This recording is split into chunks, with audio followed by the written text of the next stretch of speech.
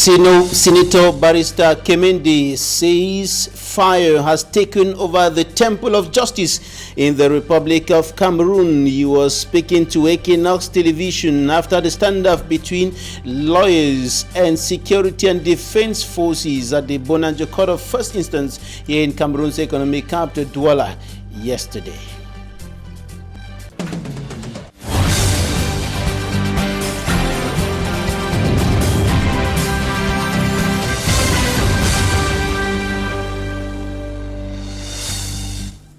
Thank you, dear viewers, for joining us on this edition of the 6 p.m. Primetime newscast on Équinoxe Television. We are broadcasting from Cameroon's economic capital, Douala. My name is Babla Jonathan. We'll start with this incident yesterday at the Bonanjo Court of First Instance here in Cameroon's economic capital, Douala, where lawyers and the security and defense forces got into a violent confrontation during the trial of some lawyers accused of corruption and contempt of court. We go back to that incident with Fomi Armstrong Sander in this report. Police with tear gas brutalizing lawyers inside a courtroom.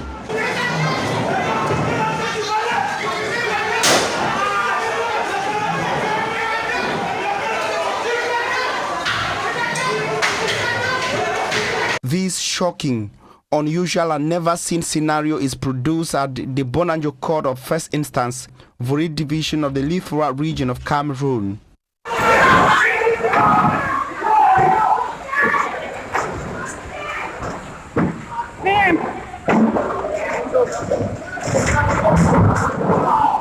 Happening in the late hours of Wednesday, November the 3rd, 2020.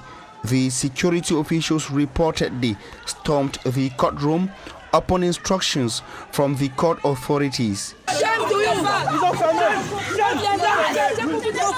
Ça a commencé en 2016 en zone anglophone. Vous avez ordonné aux policiers de piétiner les avocats et de marcher sur leur robe. Aujourd'hui, le Cameroun est à feu et à sang. Ça ne dit rien à personne.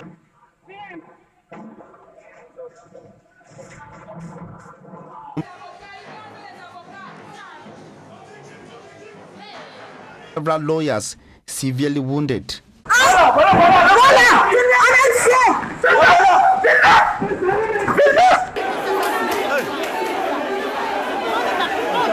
The lawyers were standing against the refusal of the judge to grant bail to their colleagues, Barrister Wanton Augustin and Barrister Annie Christel, who were remanded in custody at the Newberg Central Prison on Monday, November the 9th, 2020.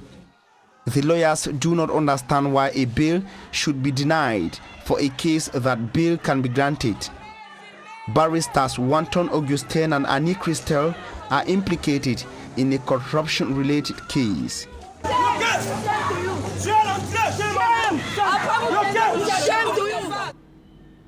Fire in the Temple of Justice. This is how a member of Cameroon's upper house of parliament, Senator Barrister Kemendi, qualified this incident. He is a former member of the Cameroon Bar Council and former representative of the Cameroon Bar Council president in the northwest region of the country. And as a legal mind, he condemned what is qualified as the brutal treatment of legal minds or lawyers by security and defense forces yesterday during that trial at the Bonanjo Court of First Instance here in Cameroon's economic capital, Douala. And he spoke to ETV's Mbostella in Bamenda. Take a listen.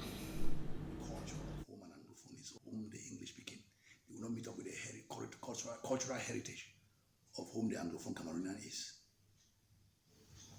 The same criminal procedure code and all whatnot. Soon, and with the same institution training the magistrates, and with what happened recently where from whom magistrates were sent without consideration for where they are going to practice.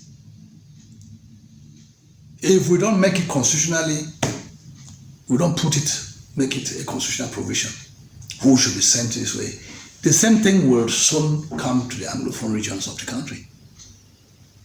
The same bad practice of denial of bail being the exception, will soon overrun our common law jurisdiction, our hitherto common law jurisdictions, before he's tried.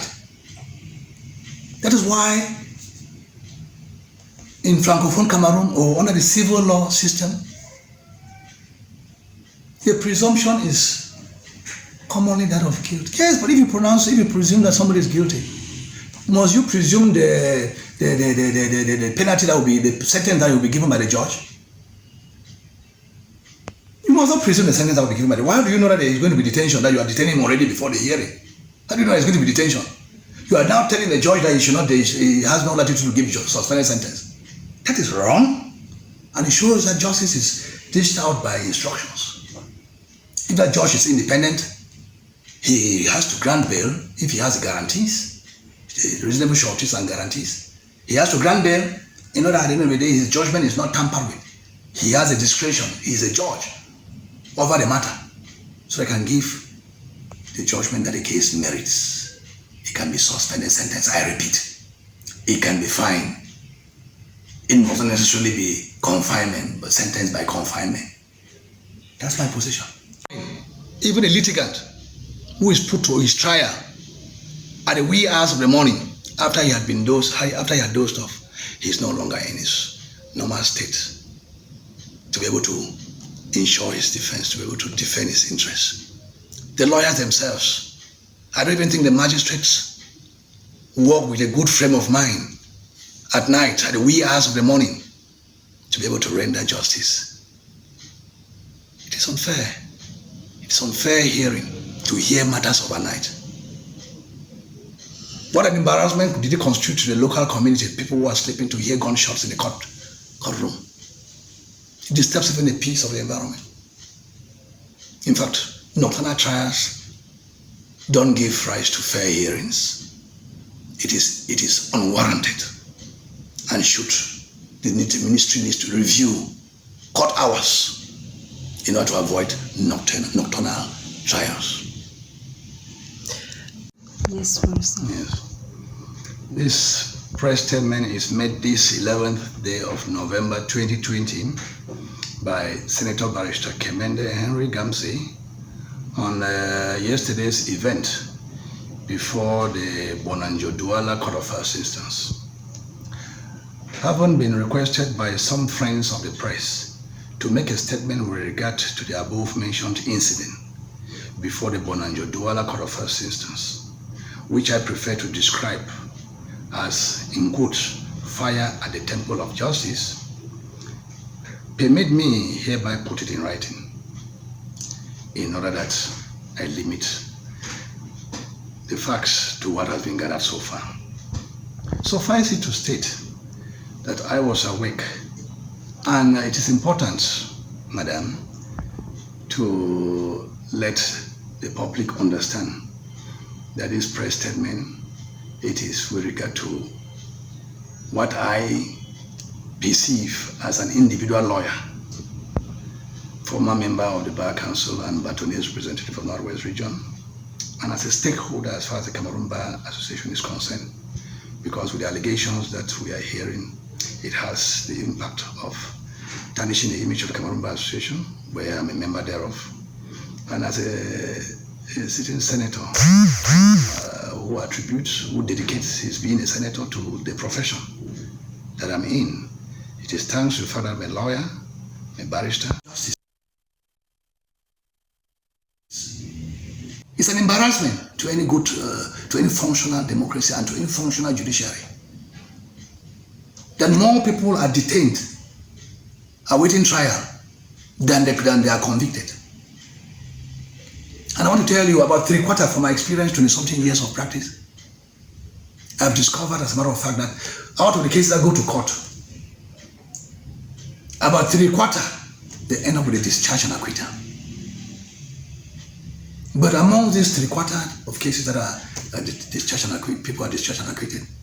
There are people, about 3/4 of the persons who undergo those trials that end up with discharge and acquittal, they have suffered unwarranted detentions. I will say, and the Cameroon Bar will continue saying that it is unwarranted, it is illegal, it is unconstitutional. It is against the Universal Declaration of Human Rights. The reverse should be true. People should be presumed innocent until their guilt is established. And for that reason, Bail should be a matter of right. Senator Barrister Kemende speaking there, indicating that it is uncalled for, it is unconstitutional, it is against the Universal Declaration of Human Rights. What happened yesterday at the Bona Jakarta first instance here in Douala, where some lawyers got injured in the standoff with security and defense forces during the trial of some of them accused of corruption and contempt of court. And this is similar to what happened about 4 years down memory lane, when lawyers were flocked by security and defense forces on the streets of Anglophone Cameroon. Some flocked in the offices, and this is part of the incident that degenerated and provoked what is today known as the armed conflict in the northwest and southwest regions of the country, an armed conflict that has killed hundreds of thousands displaced, and who are now internally displaced persons seeking refuge in different parts of the country, while others are refugees in neighboring Nigeria. And the government of the Republic of Cameroon has been applying a security strategy on the line to put an end to the secessionist activities, while also using dialogue and other strategies to restore peace and normalcy in the two English-speaking regions of the country. And some of the persons who took up arms are now in disarmament, demobilization and reintegration centers, going through a reintegration process. Some of them in the DDR center in the Bamenda have been cautioned to avoid drug consumption and all other illegal activities in order to facilitate their reintegration in normal life. Stella reports. For disarmament, demobilization and reintegration in Bamenda on different dates and from different localities in the northwest region. These ex-combatants, we are told, abandoned the cause they took up arms to fight for. They now say they were misled. We know we have done a lot of atrocities. We have committed a lot of errors behind. It is not due to our own fault, but because we were being deceived. The journey to the DDR has been deadly, but these 162 presently at the center survived it. So many tried reaching DDR, but they did not succeed, and they died on their way. In 2019, the center reintegrated her first batch of 32 ex-combatants. The second batch, the divisional officer for Bamenda 2 says, must shun the consumption of drugs so as to facilitate their reintegration process.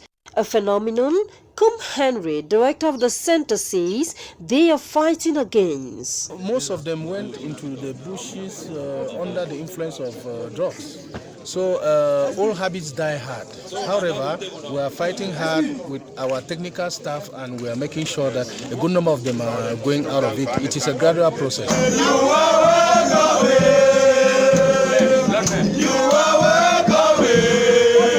Chenyu Peter, mayor of Bamenda 2, visits the center to hand these items and also to encourage they who are here not to give up on the path they have chosen. It's the place of the council and the elites to stand behind these children of surrender, to encourage others from the bush to come out.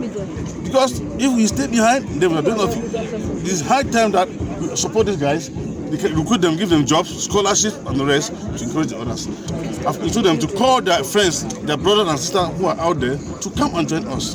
The items consisting of sanitary pads, food and toiletries were handed to the regional coordinator Sixtus Gapsa, who says will go a long way to cement the relationship between the ex-fighters and the council and also encourage others to drop their arms. And the 4-year-long crisis has dealt a serious blow on the councils in several parts of the two English-speaking regions of the Republic of Cameroon. Some of the councils have been shut down.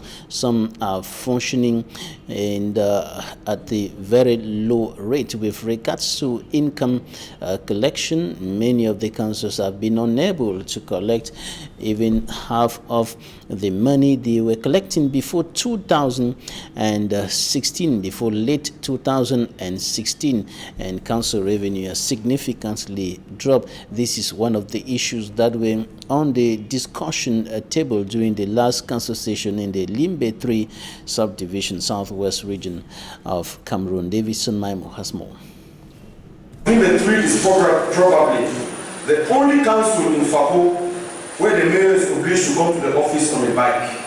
For close to 3 years, the road has been the cry of the people of Limbe 3 subdivision, where crayfish, locally known as njanga, is most produced in Cameroon. The tarring of our roads to improve access and consequently create opportunities for trade, tourism, education, health, housing and others. The populace accusing the contractor not just to have abandoned the project, but to have worsened the road situation.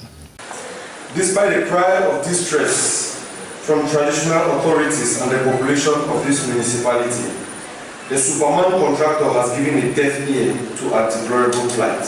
Speaking during this session, the mayor equally reveals that for the past 2 years, the council revenue collection has witnessed a drastic decline, thereby retarding the development of the municipality. It reflects the crippling effects of the socio-political and security challenges currently prevailing in the northwest and southwest. Another issue addressed to the supervisory authority of councils in Fako Division, the senior divisional officer, was a denial for the Cameroon Development Corporation, the CDC, and the government of Cameroon to allocate land for a housing project whose loan has been obtained already.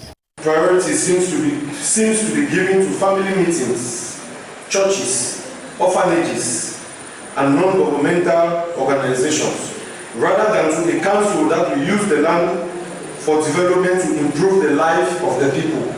We shall definitely lose this project if something is not done and done fast.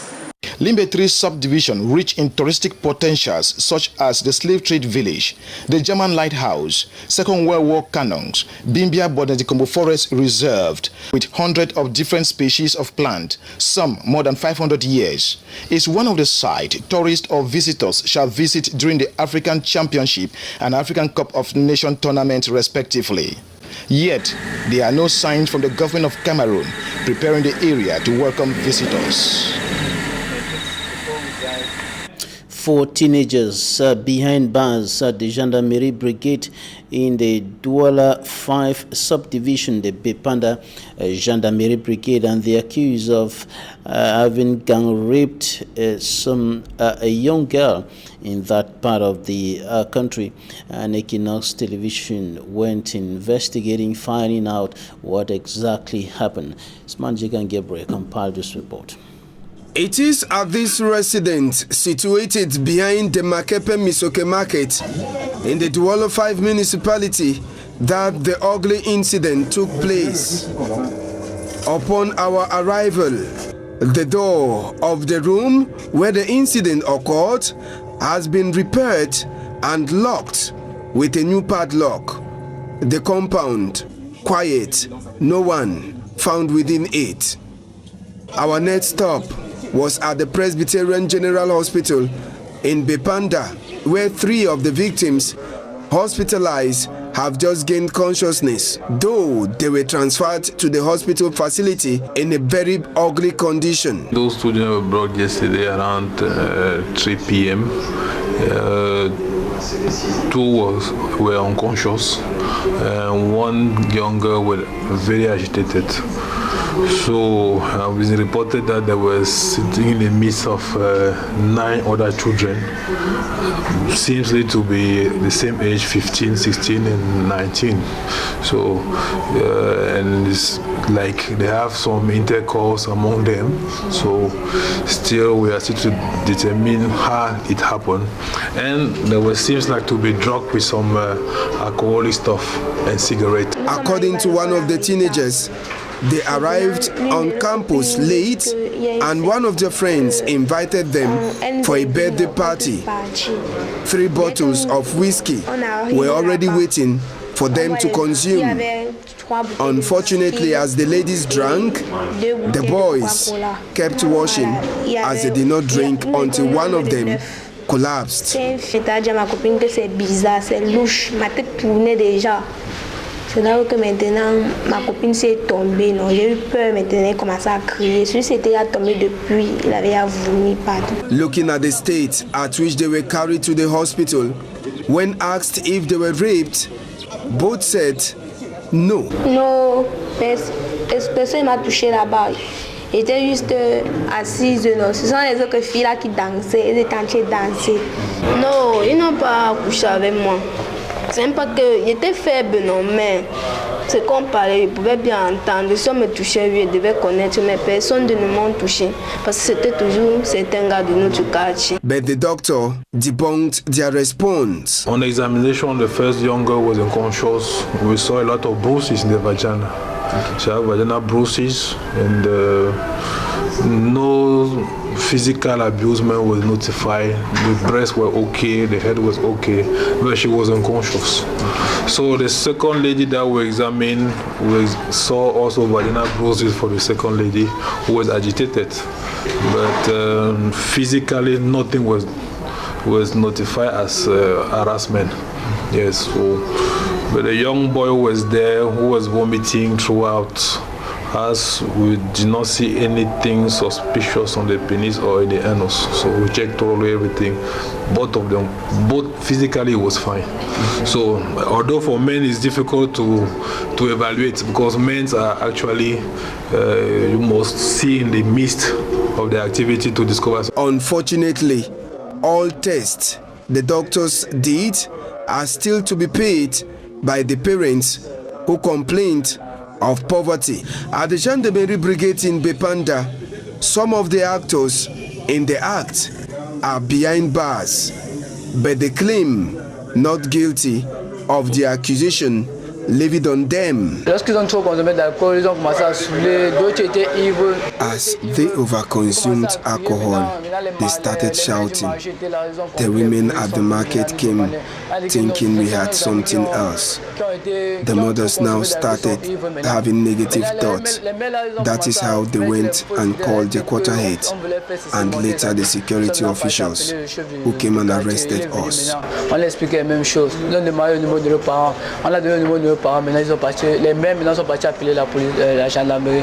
La gendarmerie sont venus nous amener. Our attempt trying to talk with the parents of these kids proved futile as the parents say they lack words to describe what has happened and are shocked at what their kids could do at Collège de la Maturité in Makepe, where the teenagers are expected to be in class.